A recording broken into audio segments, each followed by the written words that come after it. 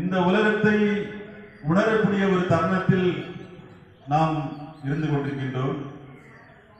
இந்த உலகத்தில் எதுவுமே நிரந்தரமில்லை.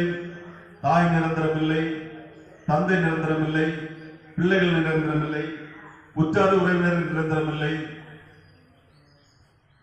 எதுவுமே நாம் இங்கு காணக்கூடிய எதுவுமே நமக்கு நிரந்தரமில்லை. எல்லாமே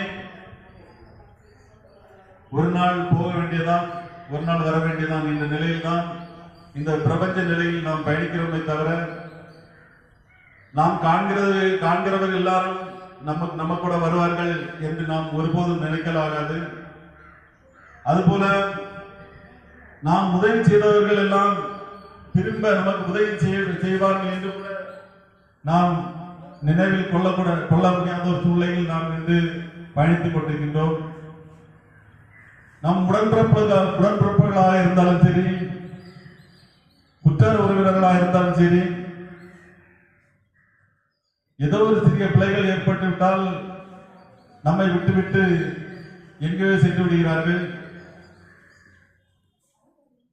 இனி இவன் கூட இருந்த எந்த ஒரு பிரயோஜனமும் இல்லை. இன்னும் இவனிடம் பேச்சுவார்த்தைகள் இருந்தால் நம்மள்கிட்ட பணம் கடன் கேட்பான், இல்லைன்னா ஏதாவது ஒரு நிலையில நம்மளை தொந்தரவு பண்ணுவான்னு சொல்லிட்டு அவங்க அந்த சூழ்நிலைக்கு தகுந்தவாறு மாறிக்கொண்டு போய்விடுவார்கள். ஆனால் என்றுமே மாறாமல் இருக்கக்கூடியது இறைநிலை மட்டும்தான். இறைவன் மட்டும்தான் எந்த நிலையிலும் நம்மளை காத்து வழிநடத்தக்கூடிய மாபெரும் சக்தி ஆற்றலாக இறைவன் ஆற்றல், இறை ஆற்றல் தான் இருக்கின்றது. அப்படி என்றால் இந்த இறை ஆற்றல் எங்கு இருக்கிறது என்று நாம் நினைத்து பார்த்தோமானால்,